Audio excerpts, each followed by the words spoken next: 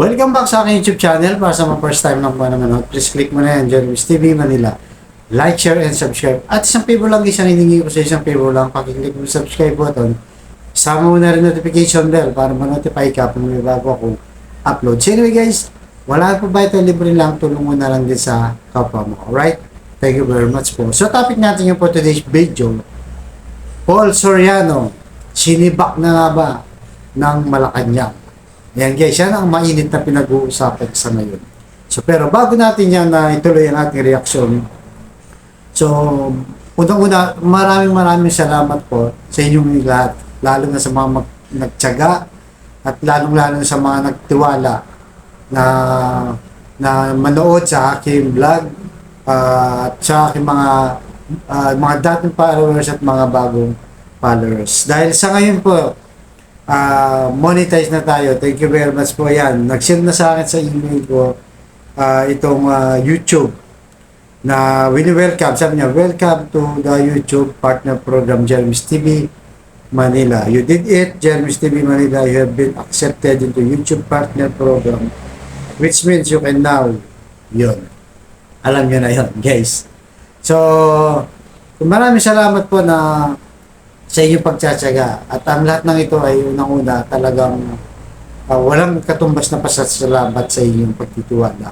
So, ang lahat ng ito ay talagang galing sa inyo na nagpapasalamat ako. At sa tulong ng ating may kapal ng ating Panginoong Jesucristo. At salamat po sa inyo guys. Pagbubutihan ko pa yung aking pag-vlog at mag-level up tayo. Darating din yung time na inaayos ko lang, magla-live din tayo.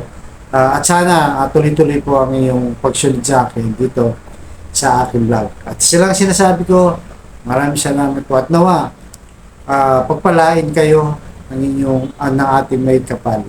I-bless ang inyong pamilya, trabaho, negosyo, kung ano mang ginagawa nyo sa buhay. Ingatan kayo nawa ng ating Panginoon Diyos. So muli, maraming salamat po sa pagsuporta sa ating vlog. Alright? So tuloy na natin guys. So yun na nga. Paul Soriano, sinibak na nga ba? Sinibak sa Malacanang. So, atin mo nang papanahorin guys, yung balita ngayon sa ANC, kung ano talagang nangyayari dahil marami naghahanap at wala sa SONA. So, ito na guys, panoorin muna natin. Pasok. Malacanang says Presidential Advisor for Creative Communications Paul Soriano is on leave due to personal reasons. Presidential Communications Secretary Chelo Garafil said Soriano filed his leave before President Marcos delivered his second State of the Nation address on Monday. Garafil adds she is not sure when Soriano will be back. There are rumors, though. Soriano, who is also the president's godson, is on his way out. Soriano has been linked to the controversial Love the Philippines promotional video controversy. So yun guys, napanood nyo, di ba? So, ayon kay Chelo Garafil ng ANC na report, nag-file pala ito ng leave bago yung SONA. Pero ang nakalagay sa leave niya, indefinite. So, ibig sabihin, hindi daw mo alam kung kailan babalik. So, ang sabi niya, for personal reason, di ba? Yan ang sabi ng ANC. Pero, alam na natin yan di ba? Yung mga ganyang, mga ganyan diskarte, papunta na yan sa sibak, di ba? O pa-out na yan, way out na yan, sabi nga, di ba? So, alam naman natin kahit sila Trixie Cruz, mga nauna, Vico Rodriguez, at mga iba pang nag-resign na nauna, ang sinabi, health reason. Buti nga, hindi health reason sinabi dito, di ba?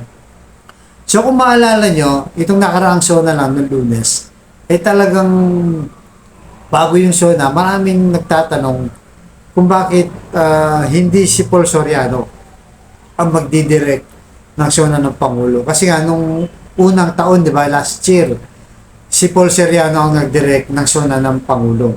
So, alam naman natin guys, itong si Paul Soriano at kanyang asawa si Tony Gonzaga, napaka-controversial, di ba? Sinabi pa nun ni Paul na ang powerful na celebrity nung panahon na yun si Tony Gonzaga. Kaya marami tumawas ang kilay. At nang nalaman nila na sumuporta na itong si Tony Gonzaga na kay BBM, yung mga kasama niya sa ABS-CBN, talagang marami daw siyang kumbaga, in-unfriend na, di ba? inunfriend niya, marami nagalit din sa kanya. Siyempre, alam naman natin yung panahon ng kampanya politika. So, dahil sa napunta kay BBM. So, nung nanalo na guys, lalo talagang lumaki daw ang ulo nitong si Paul Soriano. Sabi, di ba?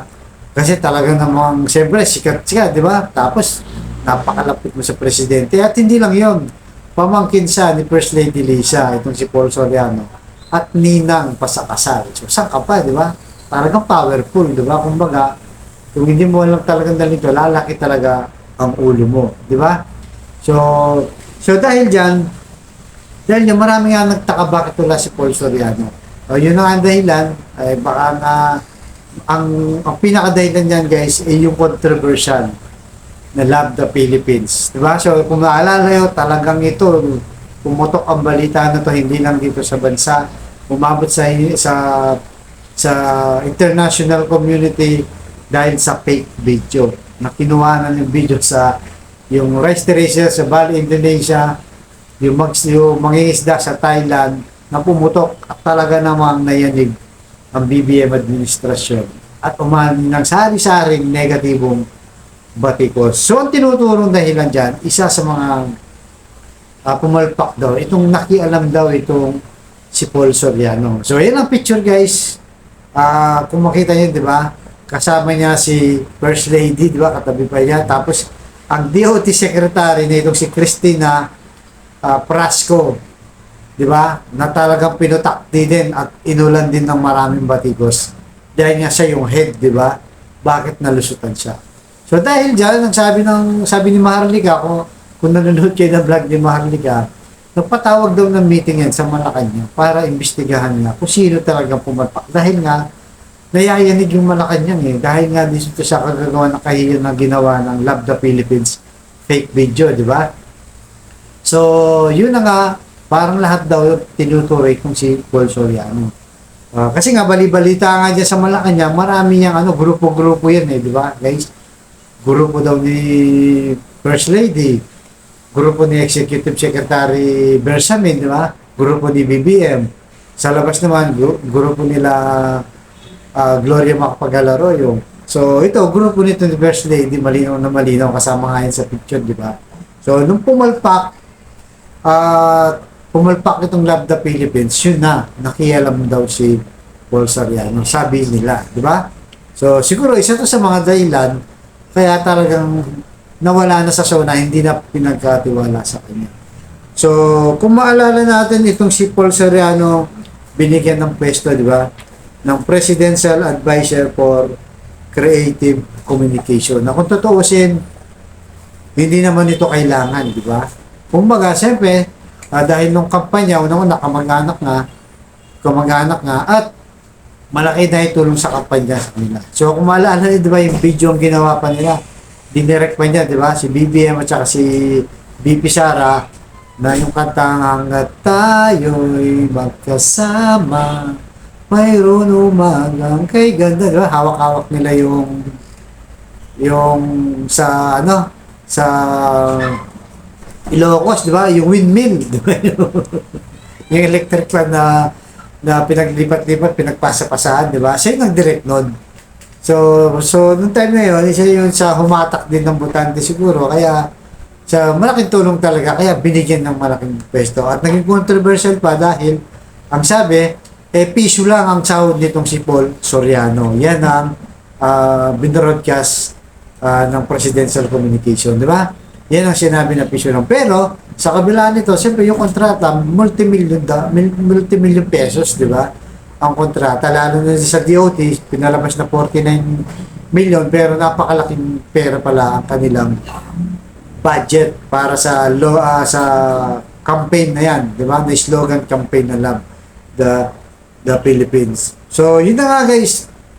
Kaya, marami ang nagsasabi na lumaki na talaga ulo ni Paul Soriano. Siyempre, marami rin baser na bumati ko sa kanya, lalo na yung mga ibang kakilala na nila na dati kasama nila at ngayon sinasabi yumabang na So yun guys, yun lang ang pinakamainit na balita ngayon dito kay Paul Soriano. So maraming salamat po, baka nyo susunod kong vlog. Thank you very much.